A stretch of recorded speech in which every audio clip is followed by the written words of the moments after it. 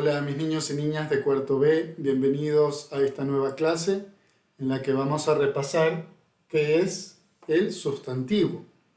El sustantivo es la palabra que usamos para nombrar personas, animales, cosas, lugares y también sentimientos, emociones e ideas. Vamos a empezar revisando con las personas. El sustantivo es la palabra que usamos para nombrar personas. Por ejemplo, cuando yo digo mamá, ¿me estoy refiriendo a una persona? Sí, claro que sí. Mamá, papá, abuelo. O cuando digo niño o niña, ¿me refiero a una persona? Sí, así es. Me estoy refiriendo a una persona. Cuando digo la palabra deportista, ¿un deportista, una deportista es una persona? Claro que sí. Entonces, deportista también es un sustantivo. Cuando digo profesora, ¿me estoy refiriendo a una persona? Sí, así es una persona. Agricultor, ¿sí? Pescador, etc. Todas las palabras que usamos para nombrar personas, para referirnos a personas, son sustantivos. Veamos ahora con los animales. También son sustantivos las palabras que usamos para nombrar a los animales. Por ejemplo, oso es un animal, gato, elefante, caracol o los ejemplos que tenemos aquí en el gráfico. Jirafa, zorro, tigre, sapo, etc.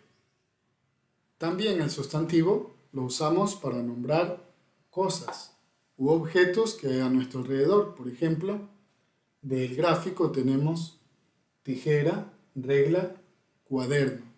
La palabra tijera menciona un objeto, es el nombre de un objeto, en este caso de este objeto, la tijera.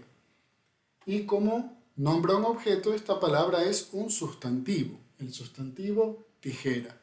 De la misma manera con regla y con cuaderno, que son objetos y por ende estas palabras son sustantivos. También son sustantivos las palabras que usamos para nombrar lugares. Por ejemplo, algunos de este caso que tenemos en el gráfico serían, por ejemplo, una isla es un lugar. Entonces la palabra isla es un sustantivo. La palabra campo, bosque, ciudad son lugares. Por ende, estas palabras también son sustantivos. Veamos entonces el último ejemplo. Bien, por último, vamos a ver que los sustantivos son palabras que usamos también para nombrar pensamientos, sentimientos, ideas y valores. Recogiendo algunos ejemplos de aquí, de nuestro gráfico, tenemos algunas emociones. Por ejemplo, la alegría y la tristeza. Nosotros sabemos que la alegría y la tristeza son sentimientos, son estados de ánimo.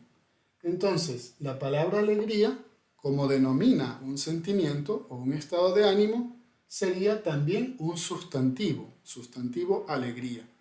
La tristeza, de igual manera, la sorpresa también es una emoción, un sentimiento, y entonces la palabra sorpresa es un sustantivo.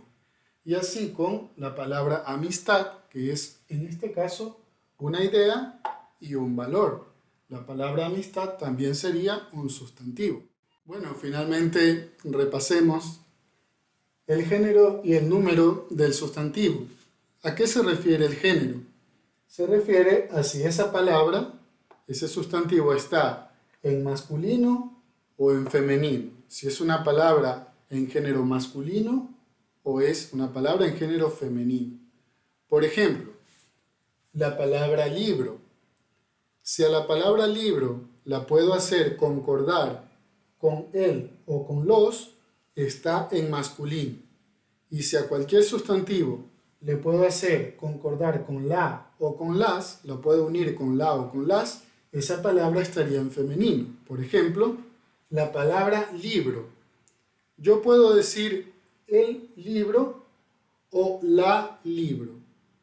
En este caso, la libro no tiene concordancia, ¿verdad? Por ende, si va con el libro, esta palabra está en género masculino.